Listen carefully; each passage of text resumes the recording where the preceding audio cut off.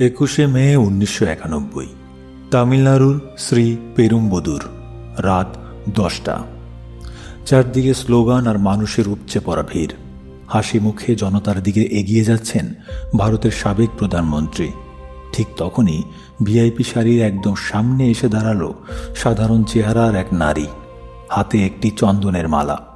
দৃশ্যপট একেবারে স্বাভাবিক, কিন্তু কেউ ঘুণাক্ষরেও টের পায়নি ওই মালার আড়ালে লুকিয়ে আছে আধুনিক ইতিহাসের এক ভয়ঙ্কর মৃত্যুফাঁদ। মাত্র কয়েক সেকেন্ডের ব্যবধান আর এক অকল্পনীয় বিস্ফোরণে মুহূর্তেই বদলে গেল পুরো দক্ষিণ এশিয়ার মানচিত্র। কিভাবে ভারতের সর্বোচ্চ নিরাপত্তা বলয় ভেদ করে এই স্পর্ধিত গুপ্ত হত্যা চালানো হলো? কারা ছিল এই নিচ্ছিদ্র মাস্টার প্ল্যানের পেছনে? স্বাগত জানাচ্ছি বই কথা কয়ের এই বিশেষ অডিও ডকুমেন্টারিতে। আজ আমরা ব্যবচ্ছেদ করব রাজীব গান্ধী হত্যাকাণ্ডের আদ্যোপান্ত।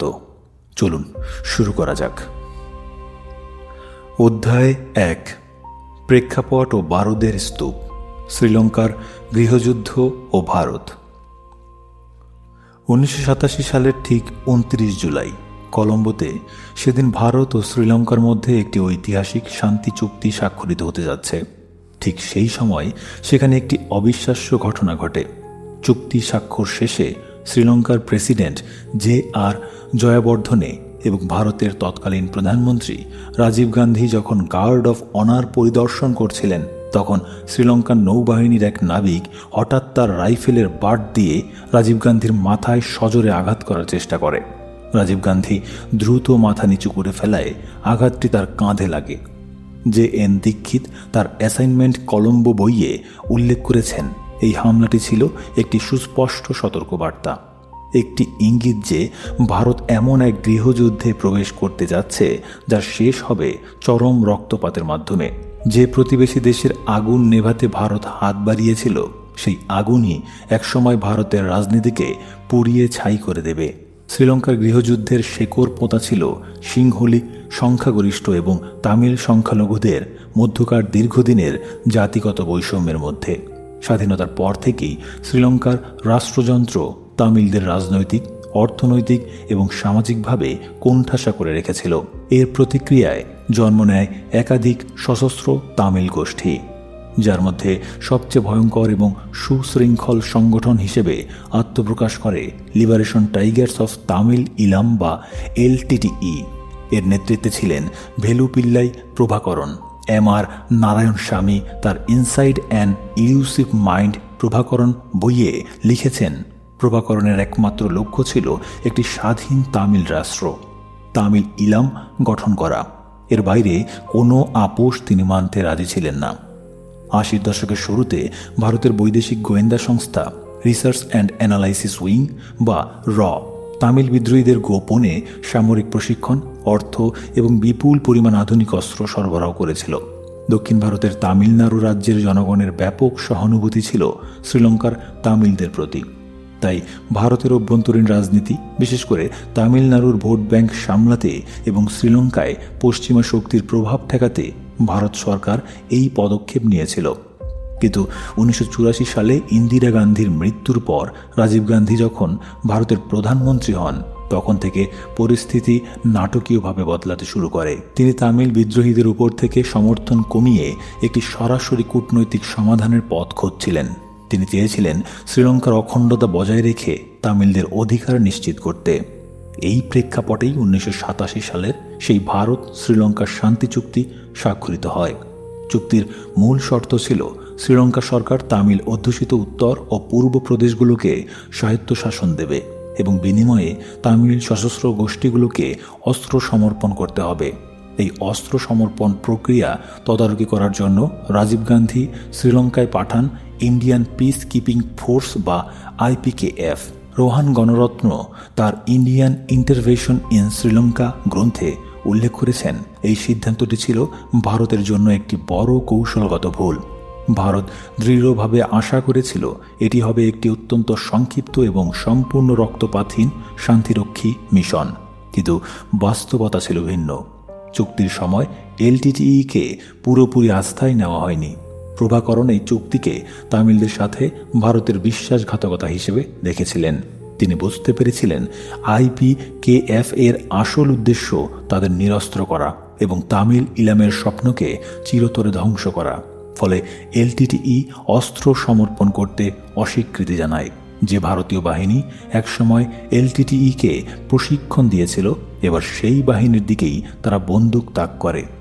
1987 সালের অক্টোবরে IPKF এবং LTTE এর মধ্যে সরাসরি যুদ্ধ শুরু হয়। অপারেশন পবন নামের এই সামরিক অভিযানে ভারতীয় সেনাকে চরম মূল্য দিতে হয়। জাফনার দুর্ভেদ্য জঙ্গলে LTTE এর গেরিলা হামলায় ভারতের প্রায় 1200 সৈন্য নিহত হয়। LTTE এর অসংখ্য সদস্যও প্রাণ হারায়। এই অসম এবং ভয়ঙ্কর যুদ্ধটি শেষ পর্যন্ত LTTE এবং ভারতের রাষ্ট্রযন্ত্রের মধ্যে একটি অমোচনীয় ও চিরস্থায়ী শত্রুতার জন্ম দেয়। প্রভাকরণের চোখে ভারত এবং বিশেষ করে রাজীব গান্ধী হয়ে ওঠেন তামিলদের প্রধান শত্রু। 1989 সালে ভারতের রাজনীতিতে পট পরিবর্তন হয়। রাজীব গান্ধীর কংগ্রেস দল নির্বাচনে হেরে যায় এবং বিশ্বনাথ প্রতাপ সিং প্রধানমন্ত্রী হন। VP সিং সরকার সিদ্ধান্ত নেয় শ্রীলঙ্কা থেকে ভারতীয় সেনা প্রত্যাহার করার। 1990 সালের মার্চ মাসের মধ্যে IPKF পুরোপুরি শ্রীলঙ্কা ত্যাগ করে, কিন্তু ততদিনে যা ক্ষতি হওয়ার তা হয়ে গেছে। IPKF ফিরে যাওয়ার পর শ্রীলঙ্কার উত্তরাঞ্চলে LTTE আবার নিজেদের নিরঙ্কুশ নিয়ন্ত্রণ প্রতিষ্ঠা করে, কিন্তু প্রভাকরণের মনে তখন অন্য হিসাব চলছিল। তার গোয়েন্দা নেটওয়ার্ক, যা অত্যন্ত শক্তিশালী ছিল, তাকে একটি নতুন বিপদের আভাস দিচ্ছিল। 1991 সাল ভারতের রাজনীতিতে আবারও অস্থিরতা। VP সিং এবং চন্দ্রশেখরের সরকার দ্রুত পতনের পর নতুন লোকসভা নির্বাচনের দামামা বেজে উঠেছে। সমস্ত জনমত জরিপ এবং রাজনৈতিক বিশ্লেষকদের মতে একটি বিষয় স্পষ্ট হয়ে উঠছিল: রাজীব গান্ধী আবারও বিপুল জনসমর্থন নিয়ে ক্ষমতায় ফিরতে চলেছেন। জাফনার গভীর জঙ্গলে চুপচাপ বসে প্রভাকরণ বুঝতে পারছিলেন, রাজীব গান্ধী যদি আবারও ভারতের প্রধানমন্ত্রী হন, তবে তিনি IPKF এর অসমাপ্ত কাজ শেষ করতে আবারও সেনা পাঠাতে পারেন। LTTE এর অস্তিত্ব টিকিয়ে রাখার জন্য রাজীব গান্ধীর প্রত্যাবর্তন ছিল সবচেয়ে বড় হুমকি। একটি গোপন ডেরায় LTTE এর শীর্ষ কমান্ডারদের নিয়ে বৈঠকে বসেন প্রভাকরণ।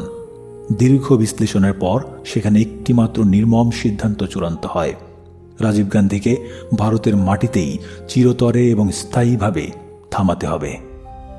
অধ্যায় 2, টার্গেট রাজীব, হত্যার পেছনের আসল মোটিভ। রাজনীতিতে কোনো হাই প্রোফাইল রাজনৈতিক হত্যাকাণ্ড সবসময় অন্ধ আবেগের বশবর্তী হয়ে বা নিছক প্রতিশোধের স্পৃহা থেকে সংঘটিত হয় না। অনেক সময় এটি হয় সম্পূর্ণ ঠান্ডা মাথায় হিসাব নিকাশ করে নেওয়া একটি প্রিএমটিভ স্ট্রাইক বা আগাম সামরিক পদক্ষেপ। 1990 সালের নভেম্বর মাস, শ্রীলঙ্কার জাফনা উপদ্বীপের ঘন জঙ্গলে মাটির নিচে তৈরি LTTE এর একটি গোপন বাংকারে এমন এক রুদ্ধদ্বার বৈঠক অনুষ্ঠিত হয় যা দক্ষিণ এশিয়ার রাজনীতি চিরতরে বদলে দেয়। সাংবাদিক নীনা গোপাল তার গবেষণা গ্রন্থ দ্য অ্যাসাসিনেশন অফ রাজীব গান্ধীতে এই গোপন বৈঠকের বিস্তারিত বিবরণ তুলে ধরেছেন। এই বৈঠকে উপস্থিত ছিলেন LTTE প্রধান ভেলুপিল্লাই প্রভাকরণ, গোয়েন্দা প্রধান পট্টু আম্মান, নারী শাখার প্রধান আকিলা এবং আরও কয়েকজন শীর্ষ সামরিক কমান্ডার। তাদের আলোচনার মূল এজেন্ডা ছিল ভারতের অত্যন্ত অস্থিতিশীল রাজনৈতিক পরিস্থিতি। LTTE এর নিজস্ব শক্তিশালী গোয়েন্দা শাখা, যা টোসিস বা tiger organisation security intelligence service নামে পরিচিত ছিল, প্রভাকরণের টেবিলে একটি উদ্বেগজনক রিপোর্ট পেশ করে। সেই রিপোর্টটি মূলত রাজীব গান্ধীকে হত্যার মূল ভিত্তি স্থাপন করেছিল। 1990 সালের শেষের দিকে ভারতের অভ্যন্তরীণ রাজনীতি চরম বিশৃঙ্খলার মধ্য দিয়ে যাচ্ছিল। বিশ্বনাথ প্রতাপ সিং সরকারের পতনের পর চন্দ্রশেখরের নেতৃত্বে একটি দুর্বল সংখ্যালঘু সরকার গঠিত হয়েছিল, যার স্থায়িত্ব নিয়ে রাজনৈতিক বিশ্লেষকদের ঘোর সন্দেহ ছিল। টোসিসের গোয়েন্দারা ভারতের রাজনৈতিক মাঠ নিখুঁতভাবে বিশ্লেষণ করে প্রভাকরণকে নিশ্চিত করে যে অচিরেই ভারতে নতুন করে সাধারণ নির্বাচন অনুষ্ঠিত হতে যাচ্ছে। জনমত জরিপ এবং গোয়েন্দা তথ্য স্পষ্ট ইঙ্গিত দিচ্ছিল যে কংগ্রেস দল বিপুল সংখ্যাগরিষ্ঠতা নিয়ে আবার ক্ষমতায় ফিরবে এবং রাজীব গান্ধী দ্বিতীয়বারের মতো ভারতের প্রধানমন্ত্রী হিসেবে শপথ নেবেন। এই সুনির্দিষ্ট গোয়েন্দা তথ্যটি জাফনার জঙ্গলে অবস্থানরত প্রভাকরণের জন্য একটি অস্তিত্ব রক্ষার সংকট তৈরি করে। এলটিটিই কেন রাজীব গান্ধীর প্রত্যাবর্তনকে এত বড় হুমকি হিসেবে দেখেছিল? এর উত্তর লুকিয়ে আছে রাজীব গান্ধীর বেশ কয়েকটি প্রকাশ্য রাজনৈতিক মন্তব্য এবং ভূ রাজনৈতিক হিসাব নিকাশের মধ্যে। সেন্ট্রাল ব্যুরো অফ ইনভেস্টিগেশন বা সিবিআই এর বিশেষ তদন্তকারী দলের প্রধান D.R. কার্তিকেয়ন তার triumph of truth the Rajiv Gandhi assassination গ্রন্থে এর সুনির্দিষ্ট কারণ উল্লেখ করেছেন। কার্তিকেয়নের মতে রাজীব গান্ধী একাধিক সাক্ষাৎকারে সুস্পষ্ট ইঙ্গিত দিয়েছিলেন যে তিনি পুনরায় ক্ষমতায় এলে শ্রীলঙ্কার তামিল সমস্যা সমাধানে আগের চেয়েও কঠোর পদক্ষেপ নেবেন। 1987 সালের ভারত শ্রীলঙ্কা শান্তি চুক্তির শর্তগুলো বাস্তবায়নের প্রয়োজনে তিনি আবারও ইন্ডিয়ান পিস কিপিং ফোর্সকে সক্রিয় করতে পারেন। প্রভাকরণ কোনোভাবেই চাননি ভারত দ্বিতীয়বারের মতো শ্রীলঙ্কার মাটিতে সামরিক অভিযান পরিচালনা করুক। IPKF এর সাথে পূর্ববর্তী অপারেশন পবনে এলটিটিই সামরিকভাবে চরম ক্ষয়ক্ষতির সম্মুখীন হয়েছিল। ভারতীয় সেনাবাহিনীর সাথে সেই রক্তক্ষয়ী যুদ্ধে তাদের বহু দক্ষ যোদ্ধা নিহত হয়। প্রভাকরণ একজন ধূর্ত সামরিক কৌশলবিদ হিসেবে বুঝতে পেরেছিলেন রাজীব গান্ধী যদি দ্বিতীয়বার ক্ষমতায় আসেন তবে তিনি পূর্বের ভুল থেকে শিক্ষা নিয়ে আরও ভয়ঙ্কর ও সুসংগঠিত আক্রমণ চালাবেন। শুধু সামরিক দিক থেকেই নয়, আন্তর্জাতিক পরিমণ্ডলেও রাজীব গান্ধী ছিলেন অত্যন্ত প্রভাবশালী একজন নেতা। তিনি প্রধানমন্ত্রী হলে আন্তর্জাতিক কূটনীতি ব্যবহার করে এলটিটিইকে বৈশ্বিকভাবে সম্পূর্ণ বিচ্ছিন্ন করে ফেলতে পারেন। তাই এলটিটিই এর শীর্ষ নেতৃত্ব এই যুক্তিতে একমত হয় যে তামিল ইলামের স্বপ্নকে বাঁচিয়ে রাখার একমাত্র উপায় হল রাজীব গান্ধীকে ভারতের রাষ্ট্র ক্ষমতায় ফেরা থেকে যে কোনো মূল্যে চিরতরে বিরত রাখা।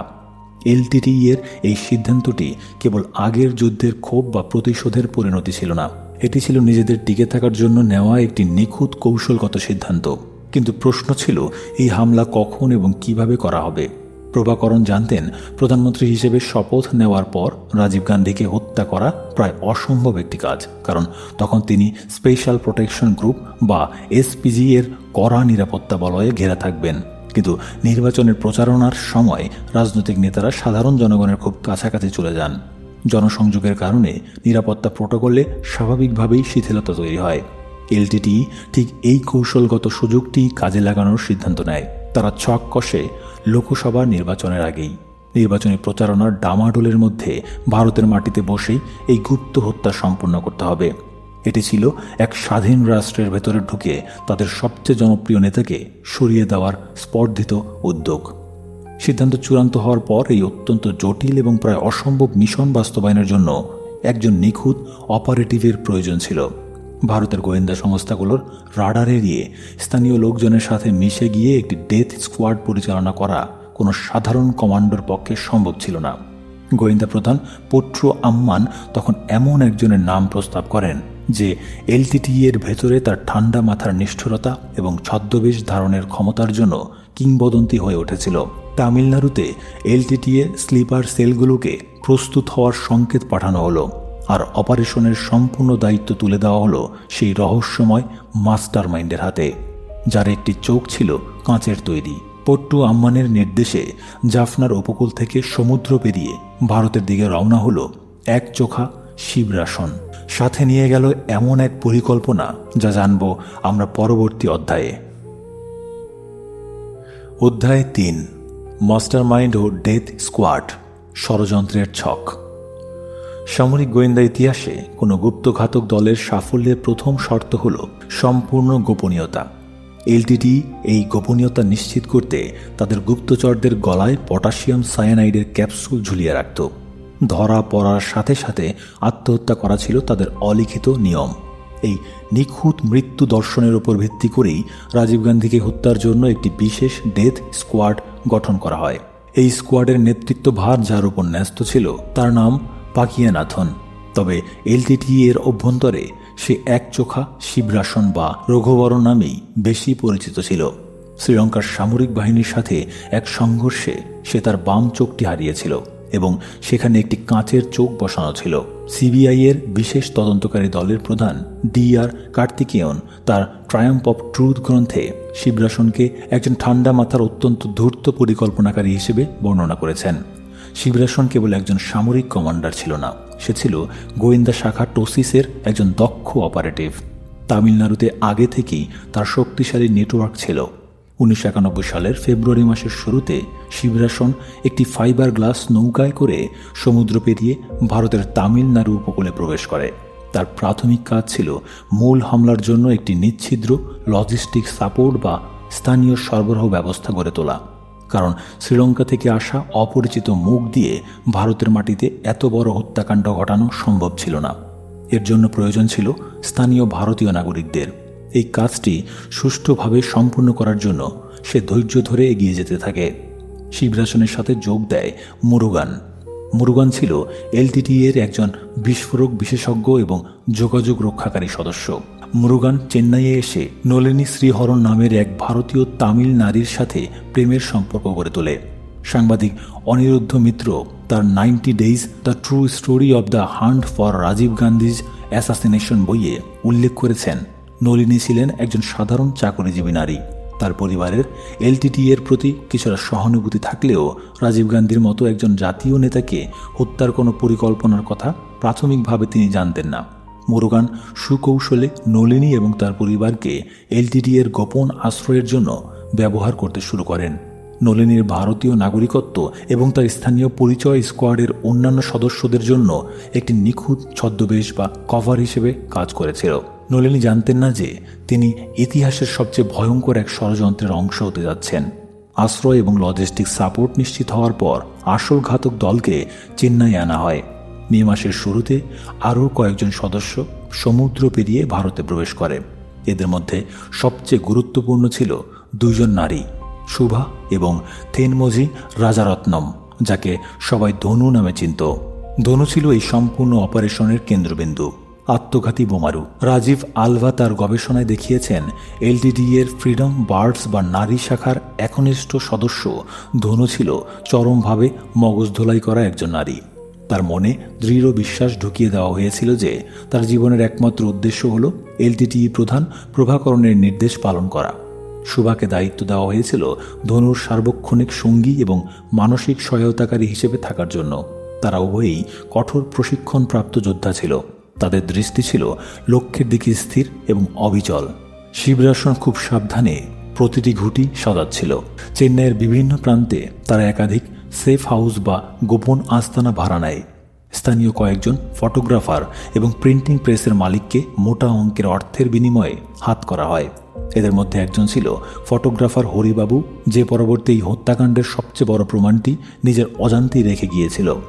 পুরো ডেথ স্কোয়াড এখন তামিলনাড়ুর মাটিতে প্রস্তুত। তাদের কাছে স্থানীয় পরিচয়পত্র আছে, নিরাপদ আশ্রয় আছে এবং লক্ষ্য সম্পর্কে স্পষ্ট ধারণা আছে। শিবরাসন কঠোর নির্দেশ দিয়েছিল, মিশন শেষ না হওয়া পর্যন্ত দলের কেউ নিজেদের মধ্যে অপ্রয়োজনীয় যোগাযোগ করবে না। নিরাপত্তার এই কঠোর নিয়ম তাদের অপারেশনকে সম্পূর্ণ গোপন রেখেছিল। গোয়েন্দা সংস্থাগুলো বিন্দু বিসর্গও টের পায়নি যে ভয়ঙ্কর কিছু ঘটতে যাচ্ছে। স্কোয়াড প্রস্তুত হওয়ার পর শিবরাসনের সামনে সবচেয়ে বড় বাধাটি এসে দাঁড়ায়। ভারতের প্রধানমন্ত্রীর সাবেক নিরাপত্তা প্রোটোকল স্পেশাল প্রোটেকশন গ্রুপ মানে এসপিজি এর স্তর ভেদ করে রাজীব গান্ধীর কাছাকাছি পৌঁছানো মোটেও সহজ ছিল না। সাধারণ কোনো আগ্নেয়াস্ত্র বা গ্রেনেড ব্যবহার করলে দূর থেকেই ধরা পড়ার সম্ভাবনা শতভাগ। মেটাল ডিটেক্টর এবং স্নিফার ডগের নিরাপত্তা বলয় ফাঁকি দিতে এমন একটি অস্ত্রের প্রয়োজন ছিল যা এর আগে পৃথিবীতে কখনো ব্যবহার করা হয়নি। গোয়েন্দা প্রধান পট্টু আম্মান তখন এলটিটিই এর প্রধান অস্ত্র প্রস্তুতকারকের সাথে যোগাযোগ করেন। তাদের প্রয়োজন ছিল এমন একটি বোমা যা শরীরের সাথে মিশে থাকবে এবং খুব সহজেই লুকিয়ে রাখা যাবে। এই বোমা এমনভাবে নকশা করতে হবে যাতে মেটাল ডিটেক্টর কোনো সংকেত দিতে না পারে। কোনো সাধারণ বিস্ফোরক এই কাজে ব্যবহার করা সম্ভব ছিল না। তাই তারা উচ্চ ক্ষমতা সম্পন্ন আরডিএক্স বেছে নেওয়ার চূড়ান্ত সিদ্ধান্ত গ্রহণ করে যাতে অপারেশন নিশ্চিতভাবে সফল হয়। ঠিক তখনই প্রস্তুত হতে থাকে সেই প্রযুক্তি। শিবরাসনের নির্দেশে বিশেষ অস্ত্রটি তৈরি হতে শুরু করে, এমন একটি অস্ত্র যা ইতিহাসের গতিপথ বদলে দেবে। অধ্যায় 4, মারাত্মক আবিষ্কার, আরডিএক্স বেল্ট বোমা। আধুনিক সামরিক ইতিহাসে আত্মঘাতী হামলার ধারণা নতুন নয়। 1983 সালে বৈরুতে মার্কিন মেরিন ব্যারাকে ট্রাক বোমা হামলার ঘটনা বিশ্বকে কাঁপিয়ে দিয়েছিল। কিন্তু 1991 সালের আগে পর্যন্ত কোনো গুপ্ত হত্যায় পরিধানযোগ্য আত্মঘাতী বেল্ট বা ওয়ারেবল সুইসাইড ভেস্ট ব্যবহারের কোনো বৈজ্ঞানিক বা ফরেন্সিক প্রমাণ ছিল না। রাজীব গান্ধী হত্যাকাণ্ডের মধ্য দিয়েই আধুনিক সমরাস্ত্রের ইতিহাসে প্রথমবারের মতো সম্পূর্ণ নিচ্ছিদ্র এবং নিখুঁত একটি হিউম্যান বোম বা মানব বোমার ভয়ঙ্কর আত্মপ্রকাশ ঘটে। এই প্রযুক্তি এতটাই অভিনব ছিল যে সেই সময়ের বিশ্বের অন্যতম সেরা ভিভিআইপি নিরাপত্তা বলয়ও এর অস্তিত্ব আঁচ করতে সম্পূর্ণ ব্যর্থ হয়। এলটিটিই জানত রাজীব গান্ধীর মতো একজন শীর্ষ পর্যায়ের নেতার কাছাকাছি পৌঁছাতে হলে প্রথাগত আগ্নেয়াস্ত্র বা হাত বোমা ব্যবহার করা অসম্ভব। স্পেশাল প্রোটেকশন গ্রুপ বা এসপিজির মেটাল ডিটেক্টর এবং স্নিফার ডগের নিরাপত্তা বলয় ফাঁকি দিতে এমন একটি অস্ত্রের প্রয়োজন ছিল যা বাইরে থেকে কোনোভাবেই শনাক্ত করা যাবে না। ভারতের প্রখ্যাত ফরেন্সিক বিশেষজ্ঞ এবং এই মামলার প্রধান ফরেন্সিক তদন্তকারী ডক্টর পি চন্দ্রশেখরন তার দ্য ফার্স্ট হিউম্যান বোম গ্রন্থে এই বোমার প্রযুক্তিগত খুঁটিনাটি অত্যন্ত নিখুঁতভাবে বিশ্লেষণ করেছেন। তার মতে এই বোমাটি সাধারণ কোনো বিস্ফোরক ছিল না, এটি ছিল সামরিক প্রকৌশল এবং মানব মনস্তত্ত্বের এক ভয়ঙ্কর সমন্বয়। এলটিটি এর অস্ত্র শাখা এমন একটি নকশা তৈরি করেছিল যা আত্মঘাতী বোমারুর শরীরের সাথে একদম মিশে থাকবে। অস্ত্রটির মূল কাঠামো নিখুঁতভাবে তৈরি করা হয়েছিল সাধারণ নীল রঙের ডেনিম কাপড় দিয়ে।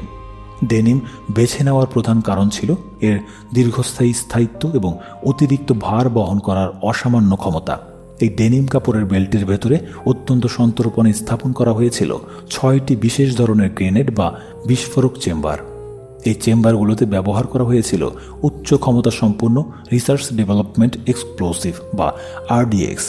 সাংবাদিক অনিরুদ্ধ মিত্র তার গবেষণায় স্পষ্টভাবে উল্লেখ করেছেন, বেল্টটিতে প্রায় 250 গ্রাম খাঁটি আরডিএক্স অত্যন্ত সতর্কতার সাথে ব্যবহার করা হয়েছিল। রাসায়নিকভাবে আরডিএক্স অত্যন্ত স্থিতিশীল একটি বিস্ফোরক যা সাধারণ কোনো ঝাঁকুনি বা তাপে কখনোই বিস্ফোরিত হয় না। ফলে গুপ্তঘাতকের জন্য এটি বহন করা ছিল তুলনামূলকভাবে অনেক বেশি নিরাপদ। কিন্তু বাস্তবে এর ধ্বংস ক্ষমতা সাধারণ ডিনামাইট বা টিএনটির চেয়ে বহুগুণ বেশি শক্তিশালী এবং নিশ্চিতভাবে প্রাণঘাতী ছিল। বোমাটিকে আরও বেশি প্রাণঘাতী করার জন্য এলটিটি প্রকৌশলীরা একটি বিশেষ বৈজ্ঞানিক পদ্ধতি প্রয়োগ করেছিল। আরডিএক্স বিস্ফোরকের ঠিক ওপরে এবং নিচে নিখুঁতভাবে স্থাপন করা হয়েছিল প্রায় 10,000 ছোট ছোট স্টিলের বল বিয়ারিং বা স্প্লিন্টার। ডক্টর চন্দ্রশেখরনের ফরেন্সিক রিপোর্টে বলা হয়েছে এই 2 মিলিমিটার ব্যাসের স্টিলের টুকরোগুলোকে এমনভাবে সাজানো হয়েছিল যাতে বিস্ফোরণের পর সেগুলো সাধারণ বুলেটের চেয়েও অনেক বেশি গতিতে চারদিকে দ্রুত ছড়িয়ে পড়ে। এর বৈজ্ঞানিক কারণ হলো আরডিএক্স বিস্ফোরণে যে প্রচণ্ড তাপ ও ভয়ঙ্কর চাপের সৃষ্টি হবে তা এই স্টিলের টুকরোগুলোকে মানবদেহ ভেদ করে যাওয়ার মতো তীব্র গতিশক্তি প্রদান করবে। এই নিখুঁত নকশা নিশ্চিত করেছিল যে টার্গেট যদি বিস্ফোরণের মূল কেন্দ্রবিন্দু থেকে কয়েক ফুট দূরেও অবস্থান করে তবুও এই স্প্লিন্টারের ভয়াবহ আঘাতে তার নিশ্চিত মৃত্যু সম্পূর্ণ অবধারিত এবং সুনিশ্চিত একটি বিষয় হয়ে দাঁড়াবে। পুরো সিস্টেমটি সচল করার মূল শক্তির উৎস ছিল একটি সাধারণ 9 ভোল্টের ব্যাটারি। তবে এই বোমার সবচেয়ে জটিল এবং অভিনব অংশটি ছিল এর ট্রিগার বা সুইচিং মেকানিজম। যে কোনো অনাকাঙ্ক্ষিত দুর্ঘটনা এড়াতে এবং একেবারে সঠিক সময়ে বিস্ফোরণ নিশ্চিত করতে এতে 2টি টগল সুইচ নিখুঁতভাবে ব্যবহার করা হয়েছিল। প্রথম সুইচটি ছিল আর্মিং সুইচ, যা পুরো সার্কিটটাকে বৈদ্যুতিকভাবে সক্রিয় করত, আর দ্বিতীয়টি ছিল ফায়ারিং সুইচ, যা চাপ দিলে মূল বিস্ফোরণটি ঘটত। ডক্টর চন্দ্রশেখরন তার বইয়ে দেখিয়েছেন এই সুইচ 2টি বোমারুর পোশাকের ভেতর দিয়ে তারের মাধ্যমে ডান হাতের কাছে এমনভাবে সাবধানে রাখা হয়েছিল যাতে যে কোনো মুহূর্তে বোমারু নিজেই তা সম্পূর্ণ নিয়ন্ত্রণ করতে পারে। নারী আত্মঘাতী বোমারু ধনুর নিজস্ব শারীরিক গঠনের সাথে একেবারে নিখুঁতভাবে মানিয়ে এই ডেনিম বেল্টটি বিশেষভাবে পরিমাপ করে সতর্কতার সাথে সেলাই করা হয়েছিল। জাফনায় বোমাটি তৈরি হওয়ার পর সতর্কতার সাথে ফাইবার গ্লাস নৌকায় করে তামিলনাড়ুতে পাচার করা হয়। শিবরাসনের তত্ত্বাবধানে চেন্নাইয়ের একটি গোপন আস্তানায় ধনুকে এই বেল্টটি পরিয়ে মহড়া দেওয়া হয়। ধনুর পোশাকের ভেতরে বেল্টটি এমনভাবে লুকিয়ে রাখা হয়েছিল যে বাইরে থেকে তাকে দেখলে কেবল একজন স্বাস্থ্যবতী বা গর্ভবতী নারী বলে মনে হতো। পোশাক এবং ওড়নার আড়ালে সম্পূর্ণ অদৃশ্য হয়ে গিয়েছিল ইতিহাসের ভয়ঙ্কর হত্যার যন্ত্র। কোনো মেটাল ডিটেক্টর আরডিএক্স শনাক্ত করতে সক্ষম ছিল না। অস্ত্র প্রস্তুত, গুপ্তঘাতক দলও প্রস্তুত, কিন্তু শিবরাসন কোনো ঝুঁকি নিতে রাজি ছিল না। রাজীব গান্ধীর ওপর চূড়ান্ত হামলার আগে তাদের নিশ্চিত হতে হবে যে এই ছদ্মবেশ এবং কৌশল বাস্তব পরিস্থিতিতে সত্যিই কাজ করবে কিনা। ভারতের সর্বোচ্চ নিরাপত্তা প্রোটোকলকে বোকা বানিয়ে একজন ভিভিআইপির একেবারে কাছে পৌঁছানো আদৌ সম্ভব কিনা তা পরীক্ষা করার জন্য শিবরাসন একটি ভয়ঙ্কর মহড়ার পরিকল্পনা করে। তাদের প্রয়োজন ছিল রাজীব গান্ধীর সমকক্ষ মর্যাদার অন্য একজন রাজনৈতিক নেতা, যার জনসভায় ধনু তার পোশাকের নিচে মৃত্যু লুকিয়ে ভিড়ের মাঝে মিশে যেতে পারবে। অধ্যায় 5, ড্রাই রান ও নিরাপত্তা বেষ্টনী ভেদ, হত্যার মহড়া।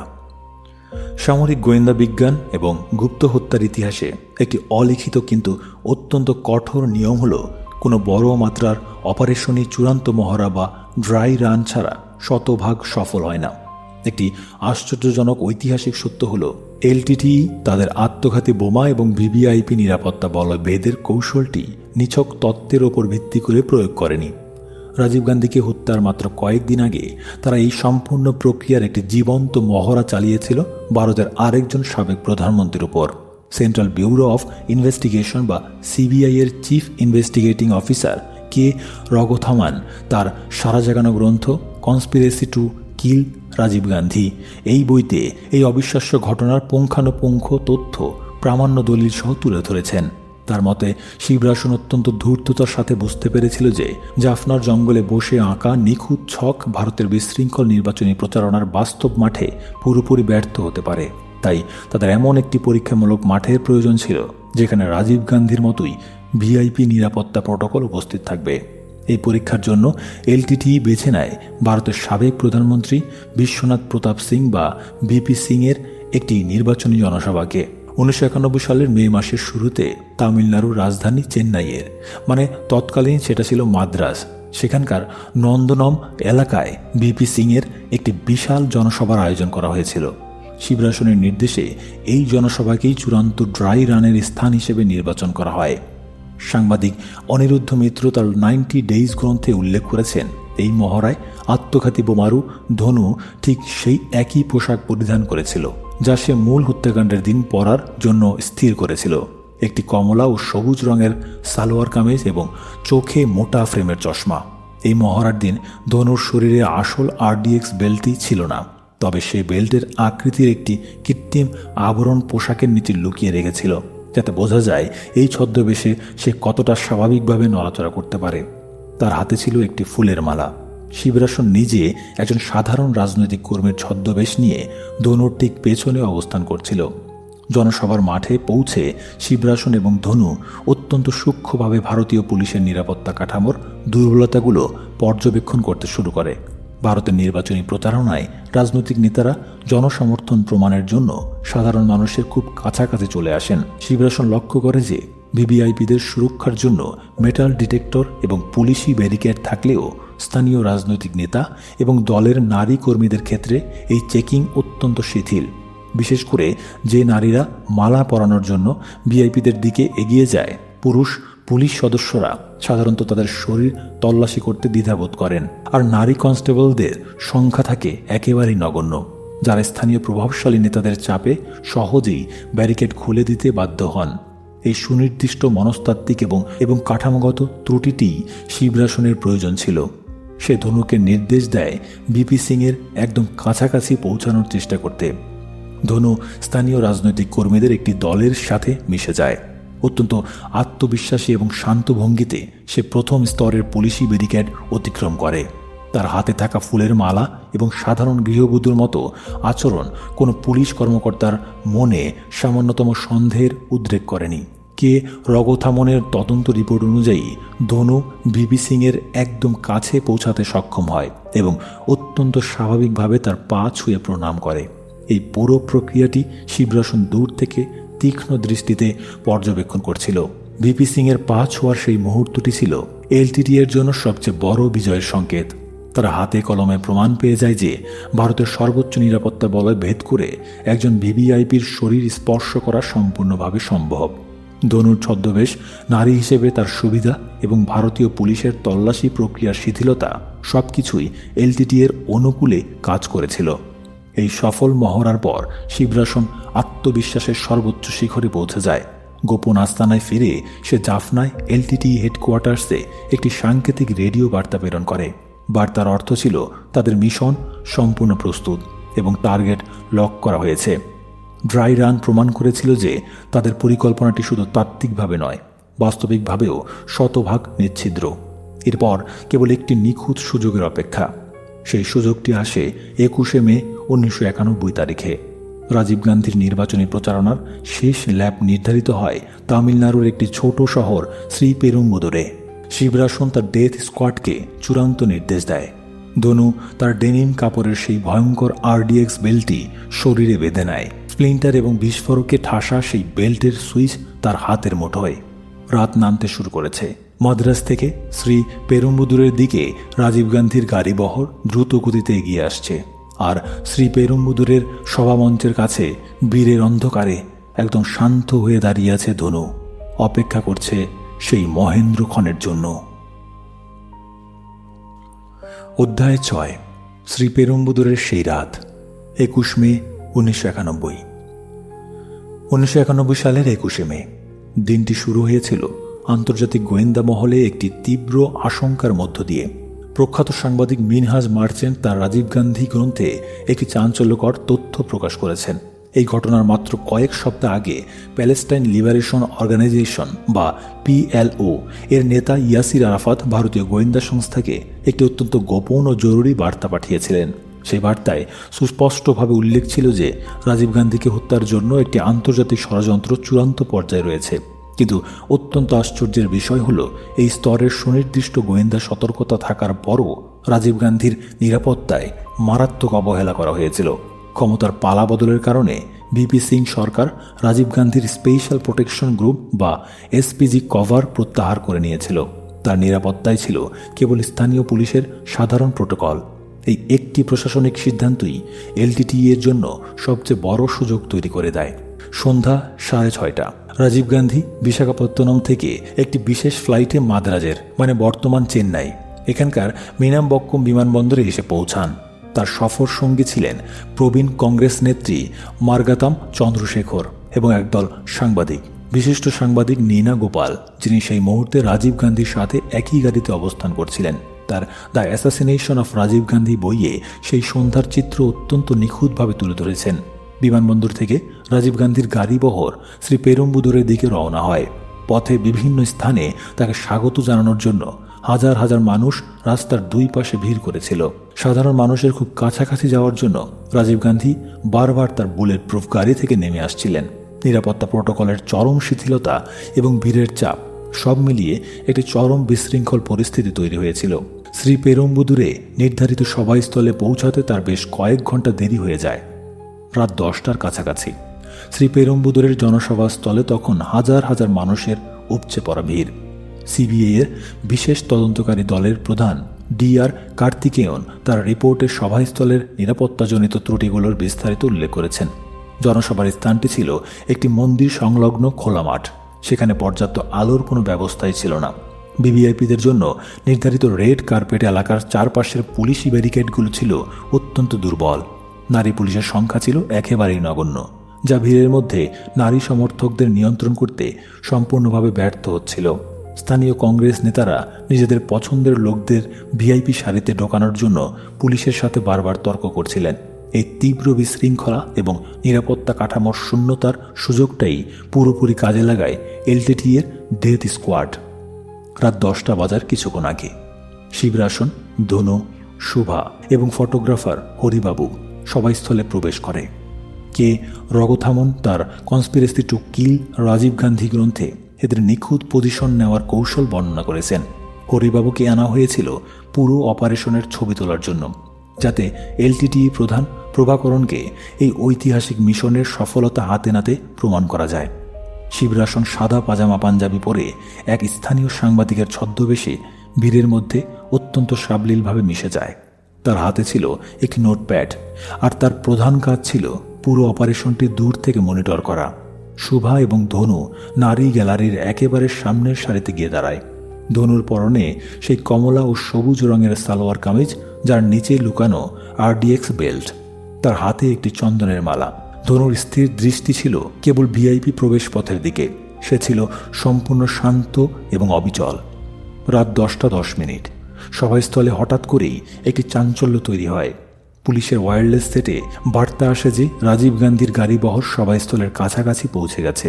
ভিড়ের মধ্যে প্রবল উত্তেজনা ছড়িয়ে পড়ে। হাজার হাজার মানুষ একসাথে স্লোগান দিতে শুরু করে। ধনু ধীরে ধীরে তার পজিশন থেকে রেড কার্পেটের দিকে এগিয়ে যায়। ঠিক সেই মুহূর্তে নারী police sub inspector Anusuya Daisy Ernest ধনুকে বাধা দেওয়ার চেষ্টা করেন। তিনি ধনুকে ভিআইপি সারি থেকে সরিয়ে দিতে চান, কিন্তু ঠিক তখনই ঘটে এক মর্মান্তিক ভুল। স্থানীয় কংগ্রেস নেত্রী লতা কান্নানের হস্তক্ষেপে এবং পরিস্থিতি স্বাভাবিক রাখার স্বার্থে পুলিশ ধনুকে ভিআইপি সারিতে থাকার অনুমতি দিতে বাধ্য হয়। এটি ছিল রাজীব গান্ধীর নিরাপত্তা ব্যবস্থার কফিনের শেষ পেরেক। কিছুক্ষণ পরেই রাজীব গান্ধীর গাড়ি রেড কার্পেটের সামনে এসে থামে। তিনি গাড়ি থেকে নেমে হাসি মুখে জনতার দিকে এগিয়ে আসতে শুরু করেন। চারদিক থেকে মানুষ তাকে ঘিরে ধরে। ধনু তার হাতে থাকা চন্দনের মালাটি শক্ত করে চেপে ধরে। রাজীব গান্ধী ধীরে ধীরে সামনের দিকে এগিয়ে আসছেন, আর ঠিক তার দিকেই মালা হাতে স্থির পায়ে এগিয়ে যাচ্ছে ধনু, যার আঙুল ঠিক সেই মুহূর্তে বোমার সুইচে। অধ্যায় 7, বিস্ফোরণ, হত্যাকাণ্ডের সেই মুহূর্ত। সামরিক এবং ফরেন্সিক বিজ্ঞানের তথ্যানুযায়ী উচ্চ ক্ষমতা সম্পন্ন আরডিএক্স বিস্ফোরণের গতিবেগ প্রতি সেকেন্ডে প্রায় 8,000 মিটার। এর অর্থ হল বিস্ফোরণের মুহূর্তে মানুষের মস্তিষ্ক শব্দ শোনা বা শারীরিক ব্যথা অনুভব করার জন্য প্রয়োজনীয় কয়েক মিলিসেকেন্ড সময়ও পায় না। মৃত্যুর এই নির্মম এবং অকল্পনীয় গতির সবচেয়ে ভয়ঙ্কর উদাহরণটি তৈরি হয়েছিল 1991 সালের 21শে মে। ভারতের ইতিহাসে এটি এমন এক রাত যা পুরো দক্ষিণ এশিয়ার ভূ রাজনৈতিক সমীকরণকে একটি মাত্র সুইচের মাধ্যমে চিরতরে বদলে দিয়েছিল। সিবিআই এর স্পেশাল ইনভেস্টিগেশন টিম বা এসআইটি তাদের চূড়ান্ত ফরেন্সিক এবং তদন্ত রিপোর্টে এই রাতের প্রতিটি সেকেন্ডের নিখুঁত বিশ্লেষণ করেছে। সেই রিপোর্ট এবং ঘটনাস্থলে উপস্থিত প্রত্যক্ষদর্শীদের বিবরণ থেকে জানা যায়, রাত ঠিক 10:10 শ্রী পেরুম্বুদুরের জনসভায় এক চরম বিশৃঙ্খল কিন্তু আনন্দঘন পরিবেশ বিরাজ করছিল।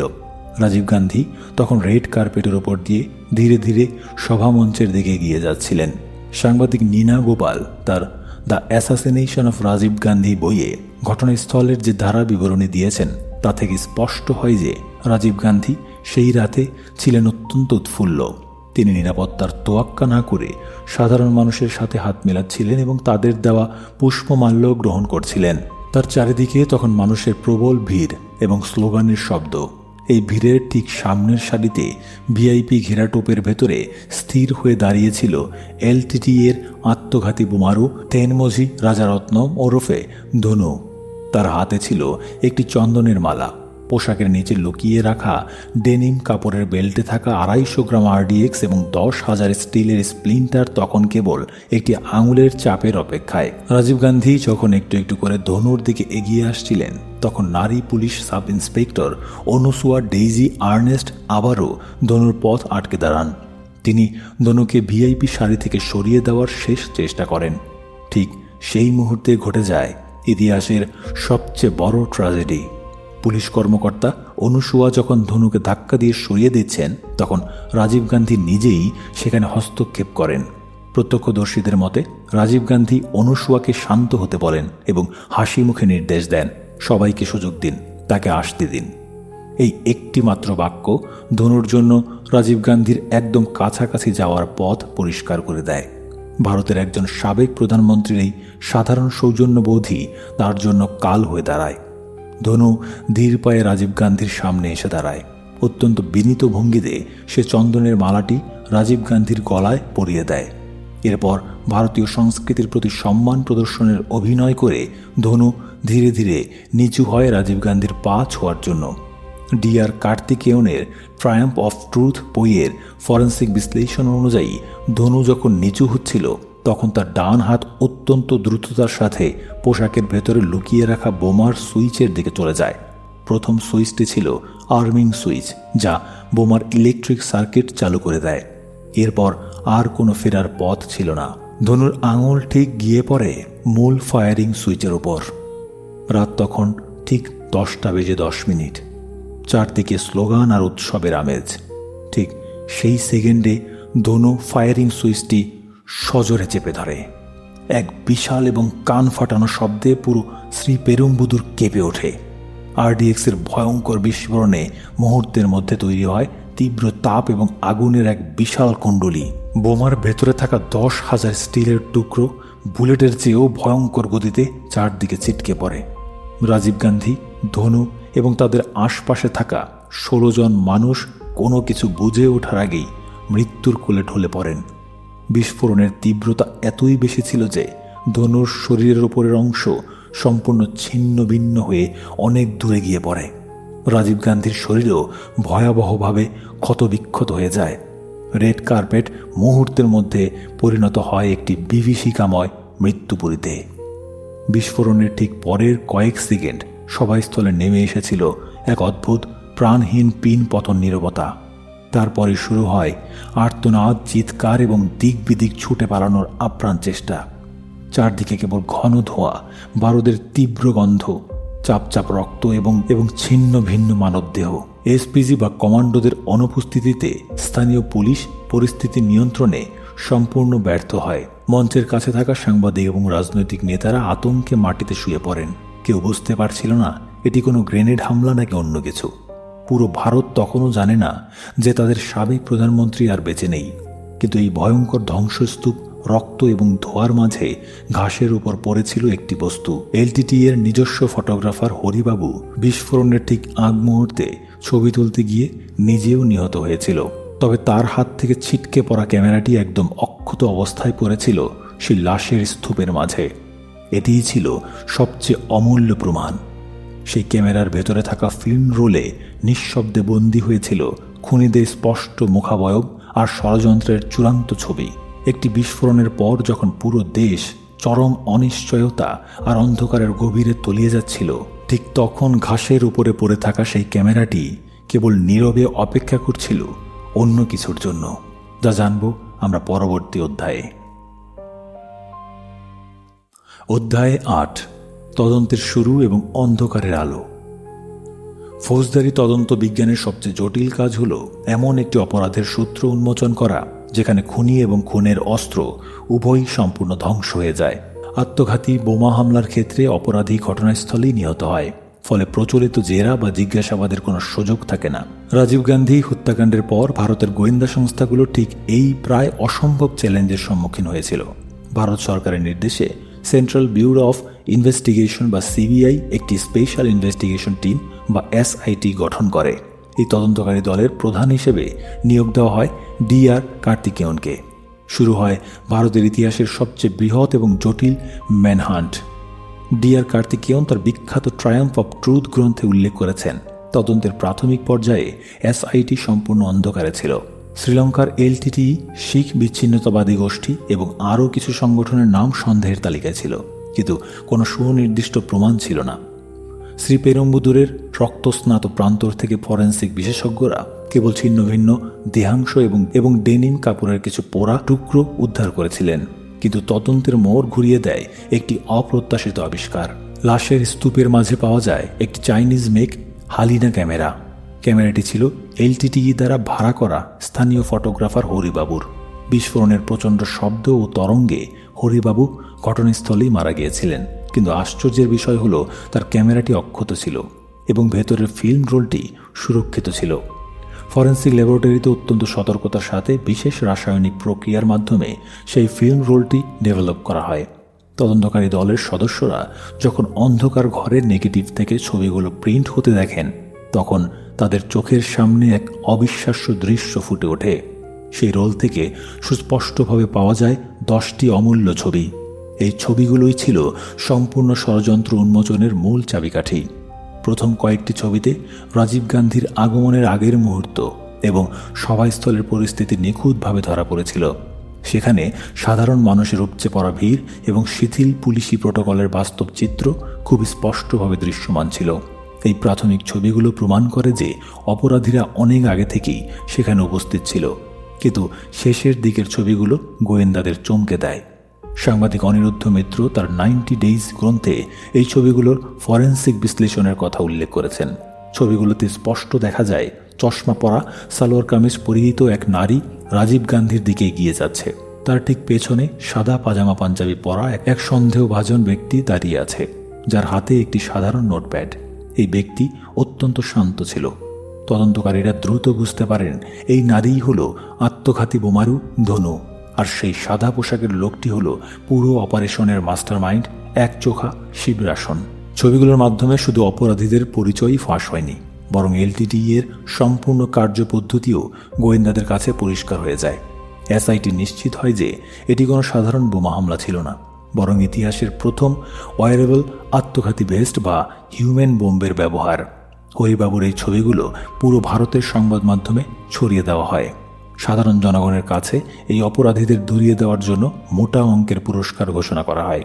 তদন্তকারীরা খুব দ্রুত হরিবাবুর পরিচয় শনাক্ত করেন। হরিবাবুর পরিবার এবং তার বন্ধুদের জেরা করার মাধ্যমে এসআইটি একে একে নলিনী এবং মুরুগানের সন্ধান পায়। গোয়েন্দারা জানতে পারেন যে নলিনী এবং মুরুগান এই পুরো অপারেশনের স্থানীয় লজিস্টিক সাপোর্ট দিয়েছিল। জুন মাসের মাঝামাঝি সময়ে নলিনী এবং মুরুগানকে চেন্নাই থেকে গ্রেপ্তার করা হয়। তাদের জিজ্ঞাসাবাদ করে সিবিআই জানতে পারে যে শিবরাসন এবং শুভা এখনও ভারতে অবস্থান করছে। এলটিটিই এর অত্যন্ত ধূর্ত অপারেটিভ শিবরাসন বুঝতে পেরেছিল যে তাদের ছবি প্রকাশ হয়ে গেছে এবং পুলিশ তাদের চারপাশ ঘিরে ফেলছে। সে অত্যন্ত দ্রুত তামিলনাড়ু থেকে পালানোর পরিকল্পনা করে। শিবরাসনের হাতে ছিল অত্যাধুনিক অস্ত্র এবং সায়ানাইড ক্যাপসুল। গোয়েন্দা সংস্থাগুলো শিবরাসনের রেডিও সিগন্যাল ইন্টারসেপ্ট করতে শুরু করে। তারা বুঝতে পারে শিবরাসন শ্রীলঙ্কায় ফিরে যাওয়ার জন্য নৌপথ ব্যবহারের চেষ্টা করছে, কিন্তু ভারতীয় নৌবাহিনী এবং কোস্টগার্ড তামিলনাড়ু উপকূলে কড়া নজরদারি বসানোয় সে পথ বন্ধ হয়ে যায়। এরপর শিবরাসন তার রুট পরিবর্তন করে। সে এবং শুভা ছদ্মবেশ ধারণ করে কর্ণাটক রাজ্যের দিকে অগ্রসর হতে থাকে। এসআইটি শিবরাসনের প্রতিটি পদক্ষেপ ট্র্যাক করতে শুরু করে। স্পেশাল কমান্ডো ফোর্স প্রস্তুত রাখা হয়। শিবরাসনের মতো একজন প্রশিক্ষিত এবং মরিয়া খুনিকে জীবিত ধরা ছিল তদন্তকারীদের প্রধান লক্ষ্য, কারণ তাকে জেরা করেই এলটিটিই প্রধান ভেলুপিল্লাই প্রভাকরণের সরাসরি জড়িত থাকার আইনি প্রমাণ পাওয়া সম্ভব হতো। ব্যাঙ্গালোরের উপকণ্ঠে একটি গোপন আস্তানায় শিবরাসন এবং শুভা আশ্রয় গ্রহণ করে। গোয়েন্দারা খবর পান যে তারা সেখানে অস্ত্রশস্ত্র নিয়ে অবস্থান করছে। পুলিশ এবং কমান্ডো বাহিনী অত্যন্ত সন্তর্পণে সেই আস্তানাটি ঘিরে ফেলতে শুরু করে। শুরু হয় এক তীব্র স্নায়ুযুদ্ধ। শিবরাসন এবং শুভার কাছে পালাবার কোনো পথ খোলা ছিল না। বাড়ির বাইরে শত সশস্ত্র কমান্ডো ধীরে পজিশন নিচ্ছে, আর ভেতরে শিবরাসন তার বন্দুকের সেফটি ক্যাচ খুলে দরজার দিকে তাকিয়ে স্থির হয়ে আছে, অপেক্ষা করছে সেই চূড়ান্ত মুহূর্তের। অধ্যায় 9, অপারেশন বেঙ্গালুর, খুনিদের শেষ পরিণতি। সামরিক কৌশল এবং গোয়েন্দা বিজ্ঞানে একটি সর্বজনীন সত্য হল, একজন সুপ্রশিক্ষিত গুপ্তঘাতককে যখন চারদিক থেকে কোণঠাসা করে ফেলা হয়, তখন সে সবচেয়ে বেশি ভয়ঙ্কর হয়ে ওঠে। সাধারণ অপরাধীরা ধরা পড়ার ভয়ে আত্মসমর্পণ করলেও আদর্শিকভাবে মগজ ধোলাই করা অপারেটিভদের অভিধানে আত্মসমর্পণের কোনো অস্তিত্ব থাকে না। রাজীব গান্ধী হত্যাকাণ্ডের পর ভারতের সেন্ট্রাল ব্যুরো অফ ইনভেস্টিগেশন বা সিবিআই ঠিক এমন একটি অপ্রতিরোধ্য শক্তির মুখোমুখি হয়েছিল। তদন্তকারী দলের প্রধান DR কার্তিকেয়ন তার ট্রায়াম্প অফ ট্রুথ বইয়ে উল্লেখ করেছেন, একচোখা শিবরাসনকে জীবিত ধরা ছিল সমগ্র তদন্তের সবচেয়ে গুরুত্বপূর্ণ এবং একই সাথে সবচেয়ে বিপজ্জনক অংশ। শিবরাসন কেবল একজন খুনি ছিল না, সে ছিল এলটিটিই প্রধান ভেলুপিল্লাই প্রভাকরণের সাথে সরাসরি যোগসূত্র স্থাপনের একমাত্র জীবিত চাবিকাঠি। তাকে জেরা করতে পারলেই এই হত্যাকাণ্ডের আন্তর্জাতিক মাত্রার প্রতিটি স্তর আইনিভাবে প্রমাণ করা সম্ভব হতো। কিন্তু শিবরাসন এবং তার সঙ্গী শুভা ভারতের গোয়েন্দা জালে ধরা দেওয়ার মতো সাধারণ শিকার ছিল না। 1991 সালের জুলাই মাস। তামিলনাড়ুর প্রতিটি সড়কে, প্রতিটি চেকপোস্টে তখন পুলিশের কড়া পাহারা। শিবরাসন এবং শুভার ছবি সারা দেশের সংবাদপত্রে এবং টেলিভিশন চ্যানেলে প্রচার করা হচ্ছে। সাধারণ মানুষের কাছে তারা তখন মোস্ট ওয়ান্টেড। সাংবাদিক অনিরুদ্ধ মিত্র তার গবেষণায় দেখিয়েছেন যে এত বিশাল তল্লাশি অভিযানের মধ্যেও শিবরাসন অত্যন্ত ধূর্ততার সাথে পুলিশের চোখে ধুলো দিতে সক্ষম হয়েছিল। সে জানত তামিলনাড়ু উপকূল পুরোপুরি অবরুদ্ধ, তাই শ্রীলঙ্কায় পালিয়ে যাওয়ার কোনো নৌপথ আর খোলা নেই। সমুদ্রপথের আশা ছেড়ে দিয়ে শিবরাসন এবং শুভা স্থলপথ বেছে নেয়। তারা ছদ্মবেশ ধারণ করে এবং স্থানীয় কিছু স্লিপার সেলের সাহায্যে কর্ণাটক রাজ্যের দিকে অগ্রসর হয়। তাদের চূড়ান্ত গন্তব্য ছিল ব্যাঙ্গালোর, বর্তমান যেটাকে বলে বেঙ্গালুরু। সেখানে এলটিটি এর একটি গোপন নেটওয়ার্ক আগে থেকেই সক্রিয় ছিল, যারা শিবরাসনকে নিরাপদ আশ্রয়ের প্রতিশ্রুতি দিয়েছিল। বেঙ্গালুরুর উপকণ্ঠে কোনানাকুন্টে নামের একটি শান্ত আবাসিক এলাকা। এই এলাকার একটি একতলা ভাড়া বাড়িকে শিবরাসন তার শেষ দুর্গ হিসেবে বেছে নেয়। বাড়িটি ভাড়া নিয়েছিল রঙ্গনাথ নামের এক স্থানীয় ব্যক্তি, যে এলটিটি এর প্রতি সহানুভূতিশীল ছিল। শিবরাসন এবং শুভার সাথে সেখানে যোগ দেয় এলটিটি এর আরও কয়েকজন সশস্ত্র সদস্য। তারা জানত যে কোনো মুহূর্তে ভারতীয় বাহিনী তাদের অবস্থান শনাক্ত করে ফেলতে পারে। তাই বাড়িটির ভেতরে তারা প্রচুর আগ্নেয়াস্ত্র, গ্রেনেড এবং বিস্ফোরক মজুত করে রাখে। তাদের গলায় সব সময়ের জন্য ঝোলানো ছিল সায়ানাইড ক্যাপসুল। শিবরাসনের নির্দেশ ছিল অত্যন্ত স্পষ্ট: কোনো অবস্থাতেই জীবিত ধরা দেওয়া যাবে না। পরিস্থিতি নিয়ন্ত্রণের বাইরে গেলে ভারতীয় বাহিনীর ওপর সর্বোচ্চ ক্ষয়ক্ষতি নিশ্চিত করে নিজেদের জীবন শেষ করে দিতে হবে। এটি ছিল এলটিটি এর অলিখিত এবং অলঙ্ঘনীয় সামরিক প্রোটোকল। এদিকে গোয়েন্দা সংস্থাগুলো প্রযুক্তির সর্বোচ্চ ব্যবহার করে শিবরাসনের পিছু নিয়েছিল। সিবিআই এর বিশেষ তদন্তকারী দল বা এসআইটি তাদের হিউম্যান ইন্টেলিজেন্স বা গোপন সোর্সের মাধ্যমে খবর পায় যে তামিলনাড়ু থেকে পালিয়ে কিছু সন্দেহভাজন ব্যক্তি বেঙ্গালুরুর দিকে গেছে। বেঙ্গালোর পুলিশের সহযোগিতায় এসআইটি স্থানীয় নেটওয়ার্কগুলোতে চিরুনি তল্লাশি শুরু করে। অবশেষে আগস্ট মাসের মাঝামাঝি সময়ে রঙ্গনাথের গতিবিধির ওপর নজরদারি করে গোয়েন্দারা কোনানাকুন্টের সেই গোপন আস্তানার সুনির্দিষ্ট অবস্থান নিশ্চিত করে। ডিআর কার্তিকেয়ন দ্রুত ন্যাশনাল সিকিউরিটি গার্ড বা এনএসজি কমান্ডোদের বেঙ্গালোরে তলব করেন। ভারতের সবচেয়ে চৌকস এই অ্যান্টি টেরর ফোর্স দ্রুত ঘটনাস্থলে পৌঁছে যায় 1991 সালের 18 আগস্ট। কোনানাকুন্টের সেই বাড়িটি চারপাশ থেকে সম্পূর্ণ অবরুদ্ধ করে ফেলে সশস্ত্র পুলিশ এবং কমান্ডোরা। শুরু হয় স্নায়ুক্ষয়ী এক দীর্ঘ অবরোধ। পুলিশ মাইকে বারবার শিবরাসন এবং তার সঙ্গীদের আত্মসমর্পণ করার নির্দেশ দিতে থাকে, কিন্তু ভেতর থেকে কোনো উত্তর আসেনি। বাড়িটির দরজা জানালা ভেতর থেকে শক্তভাবে বন্ধ করা ছিল। শিবরাসন তার কাচের চোখ দিয়ে বাইরের পরিস্থিতি পর্যবেক্ষণ করছিল। তার হাতে ছিল একটি অত্যাধুনিক AK-47 রাইফেল এবং একটি 9 মিলিমিটার পিস্তল। এসআইটি প্রধানের কঠোর নির্দেশ ছিল কোনো অবস্থাতেই যেন তাড়াহুড়ো করে ভেতরে প্রবেশ করা না হয়, কারণ তাতে বড় ধরনের প্রাণহানি ঘটতে পারে। গোয়েন্দারা চেয়েছিলেন টিয়ার গ্যাস এবং মনস্তাত্ত্বিক চাপ প্রয়োগ করে তাদের জীবিত বের করে আনতে, কিন্তু শিবরাসন ভালো করেই জানত যে তার খেলা শেষ।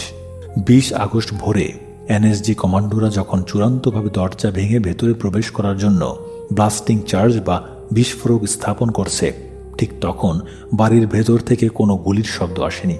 কমান্ডোরা অত্যন্ত সতর্কতার সাথে দরজা ভেঙে ভেতরে প্রবেশ করে। ভেতরের দৃশ্য ছিল স্তব্ধ করে দেওয়ার মতো। পুরো বাড়িটি বারুদ এবং সায়ানাইডের তীব্র গন্ধে মম করছিল। ঘরের মেঝেতে ছড়িয়ে ছিটিয়ে পড়েছিল 7টি নিথর দেহ। সুভাসহ দলের অন্য সদস্যরা পুলিশের হাতে ধরা পড়ার ঠিক আগ মুহূর্তে পটাশিয়াম সায়ানাইডের ক্যাপসুল কামড়ে আত্মহত্যা করেছিল। কিন্তু শিবরাসনের মৃতদেহটি ছিল অন্যরকম। সে সায়ানাইড তো খেয়েছিলই, কিন্তু তার মৃত্যু নিশ্চিত করার জন্য সে নিজের 9 মিলিমিটার পিস্তল দিয়ে নিজের মাথায় গুলিও করেছিল। তার রক্তমাখা কাঁচের চোখটি ছিটকে পড়েছিল মেঝের এক কোণে। ভারতের প্রধানমন্ত্রীকে হত্যার মূল কারিগর মৃত্যুর কোলে ঢলে পড়েছে তার সমস্ত গোপনীয়তা সাথে নিয়ে। শিবরাসনের মৃত্যুর মধ্য দিয়ে এসআইটি এর সামনে থেকে সবচেয়ে বড় জীবিত প্রমাণটি চিরতরে মুছে গেল। কিন্তু এই মৃতদেহগুলো কেবল একটি অধ্যায়ের সমাপ্তি টেনেছিল।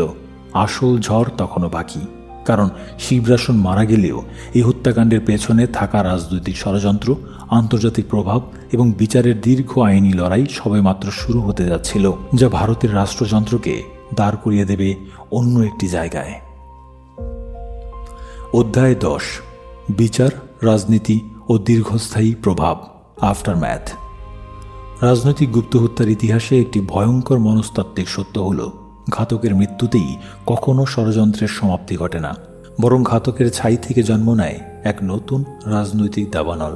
1991 সালের 21 মে শ্রী পেরুম্বুদুরের সেই ভয়াবহ রাত এবং পরবর্তীতে কোনানাকুন্টের গোপন আস্থানায় শিবরাসনের আত্মহত্যার মধ্য দিয়ে রাজীব গান্ধী হত্যাকাণ্ডের মাঠ পর্যায়ের অপারেশন শেষ হয়েছিল। কিন্তু ভারতের রাষ্ট্রযন্ত্র এবং বিচার বিভাগের সামনে তখনও পড়েছিল এক বিশাল শূন্যতা।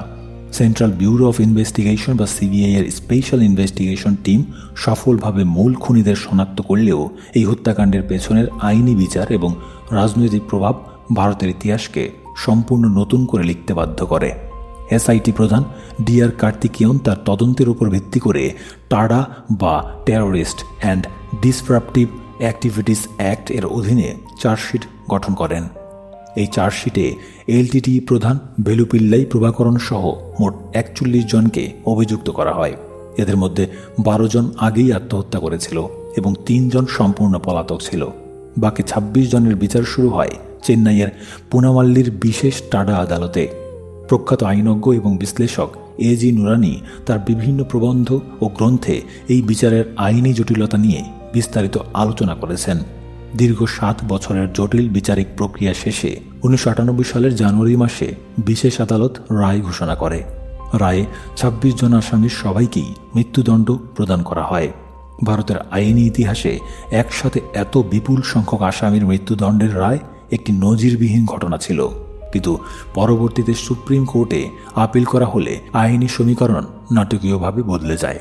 সুপ্রিম কোর্ট 19 জনকে বেকসুর খালাস দেয় এবং 4 জনের মৃত্যুদণ্ড বহাল রাখে। এই 4 জন হল নলিনী, মুরুগান, সনহান এবং পেরারি ভালান।